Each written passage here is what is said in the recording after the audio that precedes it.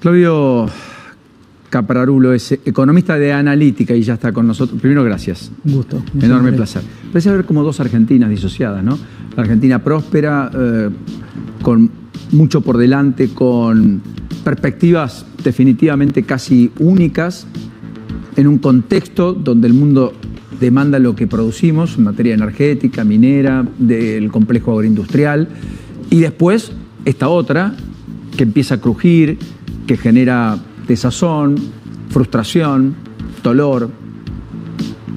Tal vez las dos sean parte de la misma economía, digamos, y dependiendo de dónde uno esté o cuán cerca esté de un lugar o del otro, sienta que el país está mejor o está peor, ¿o me equivoco? No, es así, y también esta heterogeneidad que vos señalás se da a nivel regional, como venían comentando antes, ¿no? Hay provincias que están aprovechando esta oportunidad para empezar a dinamizar más la producción local, sobre todo afiancada en todo lo relacionado con los commodities, ¿no? Con los recursos naturales, y sin embargo lo que empezamos a ver es todas las industrias que están más relacionadas con el mercado interno. Sin embargo, también se ve también con, vos hablabas justo ahí de la agroindustria, ojo, porque también lo que estás viendo es que hay caída, por ejemplo, en la producción de maquinaria agrícola nacional, porque obviamente esta apertura a las importaciones también facilitó el ingreso de maquinaria del exterior, que en algunos casos es muy positivo porque por ahí eso permite aumentar la productividad del campo, pero al mismo tiempo también uno dice, bueno, por ahí se está desaprovechando una oportunidad de seguir desarrollando la cadena de valor de cada uno de estos sectores, ¿no? De la minería, del petróleo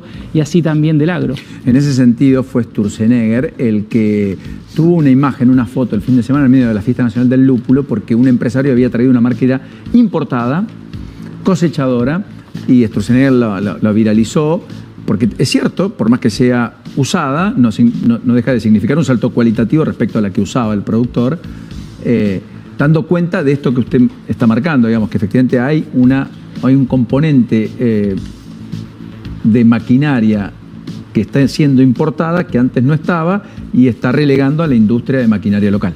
Claro, con los pros y los contras de eso, ¿no? Entonces, al mismo tiempo uno diría, bueno, pensémoslo de otra forma también. ¿El resto del entramado productivo argentino está en condiciones para competir respecto al resto del mundo? ¿Cómo nos paramos? Ustedes están también mencionando la discusión del acuerdo entre el Mercosur y la Unión Europea. Argentina también firmó hace poco un convenio de inversiones y de comercio con los Estados Unidos. Bueno, ahí se abren oportunidades, pero también seguramente signos de pregunta respecto a algunos sectores de la economía argentina que estaban más destinados al mercado interno y que venían también de muchos años de no estar acostumbrados a competir. Y como suele pasar en la Argentina, de los volantazos, ¿no? Pasamos de una economía bastante cerrada a una economía súper abierta, sobre todo en un periodo también de un dólar barato, que tampoco tenés respecto del tipo de cambio cierta barrera que te permita decir, bueno, compenso otras cosas. Perdón, dijiste al pasar dólar barato, ¿vos crees que el dólar a 1.400 barato? Bueno, parece si nosotros miramos el canal financiero y las necesidades que tiene el Tesoro Nacional de acumular dólares para hacer frente a los pagos de deuda, que parte obviamente lo está haciendo el Banco Central, uno diría, bueno, un tipo de cambio, el promedio de febrero viene caída del tipo de cambio nominal. No parece que sea una condición que se vaya a sostener en el tiempo.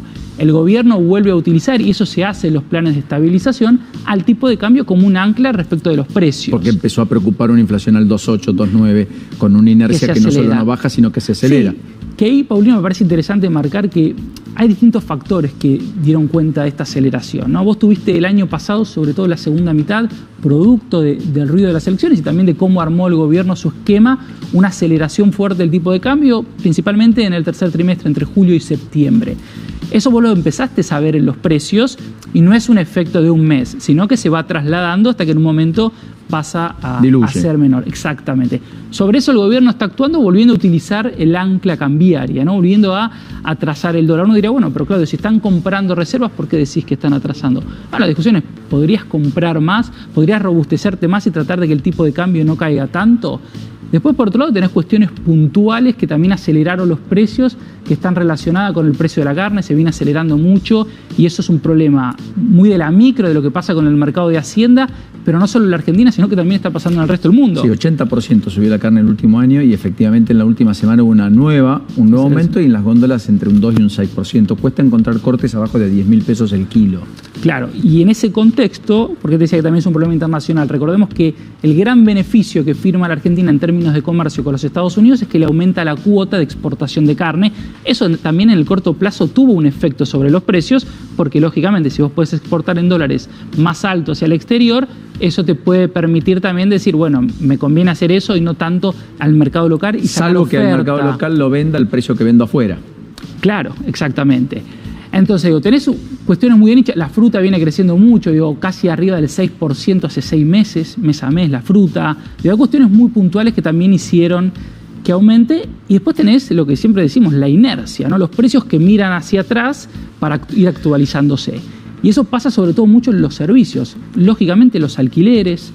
También lo que es el gas y con el aumento también del transporte, porque ahora viene febrero. Transporte claramente es clave, es uno de los que más viene aumentando por encima de la inflación promedio del resto de la economía. Ahí lo que pasa es que tenés otra discusión, que es que el gobierno necesita eso para seguir bajando los subsidios económicos y sostener el superávit primario en un contexto de lo que hablamos de esta economía que parece funcionar, no funciona al menos a 2 velocidades, seguramente si indagamos un poco más a más de 2 velocidades. Correcto. Lo que vamos a notar es que la recaudación general está cayendo ya hace varios meses, entonces eso también genera un desafío, obliga al gobierno a mantener una política de reducción de los subsidios, tarifa de electricidad, tarifa de gas.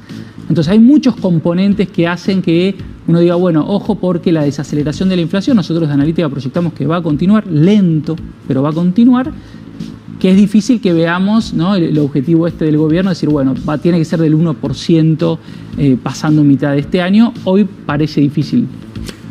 Ha sido enormemente generoso por este tiempo para con nosotros. Ha sido un gusto como siempre. Y muy didáctico, muy importante. Hasta la próxima, muy gentil.